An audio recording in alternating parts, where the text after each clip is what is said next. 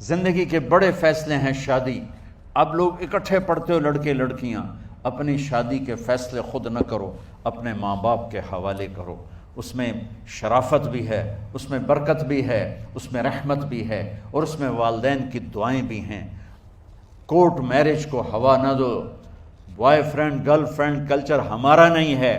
میرے نبی کے طریقے میں مرد اور عورت کا صرف نکاح سے تعلق ہے، اس کے علاوہ سب جہنم کی آگ ہے. اور والدین سے کہتا ہوں کہ اپنے بچوں سے پوچھ کے رشتے کرو، زبردستی مت کرو. میرا معاشرہ بہت سنگین قسم کے جرم کا شکار ہے.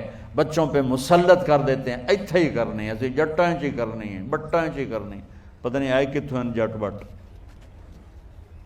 چلو تم ناراض نہ ہو، راجپوتاں چی کرنی. میں راجپوت ہوں، میں اپنی قوم کو بھی رگڑ دیتا ہوں.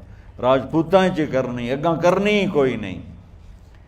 یہ ظلم و ستم اولاد پہ مت کرو. اپنی بچی سے پوچھو، اگر بیٹی ہاں کرے تو پھر قدم اٹھاؤ. اگر بیٹی کہتے میں نہیں کرنا چاہتی تو وہ نافرمان نہیں ہے. اللہ کے واسطے میری سنو. صرف تم نہیں سن رہے، اس کیمرے سے لاکھوں کروڑوں لوگ سن رہے ہیں. اگر بیٹا یوں کہہ دے کہ ابا میں نے یہاں شادی نہیں کرنی، میرا جی نہیں چاہتا ہے، تو وہ بیٹا نافرمان نہیں ہے، فرما بردار ہے. اس نے شریعت کا حق استعمال کیا ہے. اب ایسا ظلم مت کرو کہ نہیں اتھے ہی کرنی ہے، اتھے گھروں نکل جا. زندگی تم نے تو نہیں گزارنی، زندگی تو بچے نے گزارنی. میں قربان جاؤں. ایک حدیث سنو پہلے، پھر اگلی بات سناتا. ما تزوجت وما زوجت الا بوحی من السماء نزل به جبریل. لوگو سنو، میں نے جہاں شادی کی، میں نے جہاں بیٹی کی شادی کی، پہلے آسمان سے جبریل فرشتہ اللہ کا حکم لے کر آیا، پھر میں نے قدم اٹھایا. سمجھ گئے میری یہ بات؟ سمجھ گئے سارے؟ اب اگلی سنو. حضرت علی فاطمہ کا رشتہ لینے آ گئے، اور جبریل ان سے پہلے آ گئے کہ یا رسول اللہ فاطمہ علی کے لیے ہے. باپ محمد مصطفیٰ جیسا ہے، رشتہ مانگنے والا علی جیسا ہے، اور بیٹی فاطمہ جیسی ہے. اور آپ پوچھتے ہیں علی کیسے آئے؟ وہ شرم کی وجہ سے کچھ کہہ نہ سکے، چپ. آپ کو تو پتہ تھا.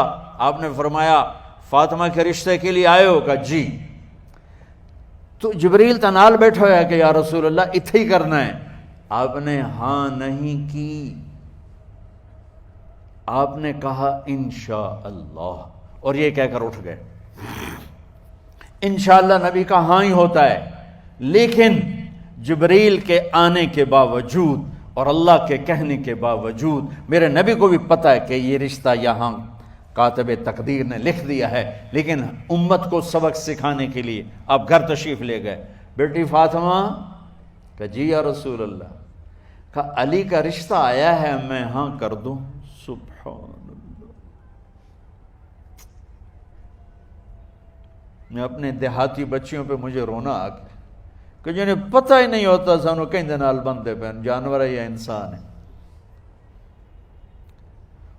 علی جیسا داماد. چلو علی کو چھوڑو، فاطمہ کو چھوڑو، جبریل آیا بیٹھا ہے، جبریل آیا بیٹھا ہے. اس کے بعد فاطمہ سے پوچھنے کی کیا بات ہے؟ جبریل آ کر کہہ رہا یا رسول اللہ، اللہ کہہ رہا ہے فاطمہ علی کے لیے ہے اور علی فاطمہ کے لیے ہے، اور پھر آپ کہتے ہیں بیٹی فاطمہ ہاں کر دو. ہماری تو آج کی بیٹیاں انکار نہیں کرتی، چپ کر کے گاں ماج طرح بن چھڑ دین قلعے نال.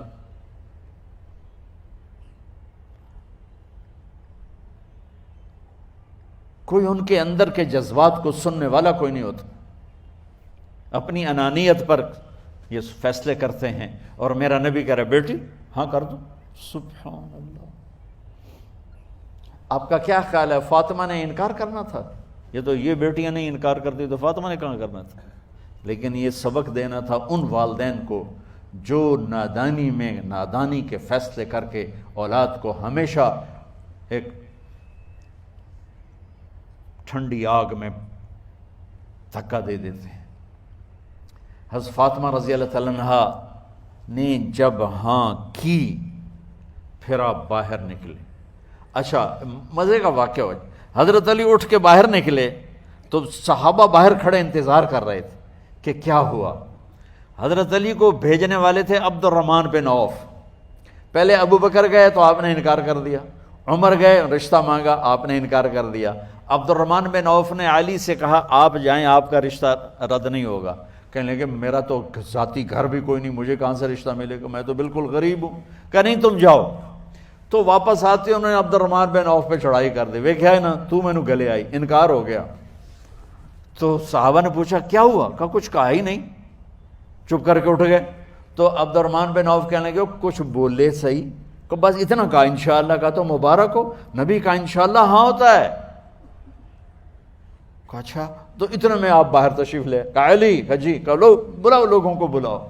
ساری مسجد بھر گئی، آپ کے ساری مسجد فل ہو گئی۔ آپ ممبر پہ کھڑے ہوئے علی کو سامنے بٹھایا، کہا لوگو یہ جبریل میرے پاس اللہ کا پیغام لائے ہیں کہ میں فاطمہ بنت محمد کا نکاح علی بن ابی طالب کے ساتھ کر دوں۔ پھر آپ نے خطبہ پڑھا اور کہا کہ علی، ہائے ہائے ہائے، میں نے فاطمہ بنت محمد کو 400 درہم مہر کے عوض تیرے نکاح میں دیا، تو نے قبول کیا؟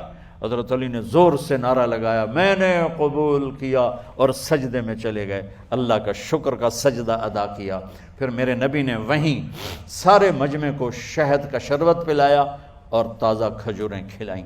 اور پھر جب رخصتی ہوئی تو آپ نے حضرت علی سے فرمایا کہ آپ آ کے لے جاؤ۔ پھر آپ نے حضرت ام سلمہ، حضرت حفصہ اور جناب حضرت عائشہ رضی اللہ تعالیٰ عنہ، ان تینوں کو بلا کر فرمایا تمہیں پتہ ہے نا مجھے فاطمہ سے کتنا پیار ہے، تو تم فاطمہ کو دلہن بناؤ، اس کی تیاری کرواؤ، اسے دلہن بناؤ۔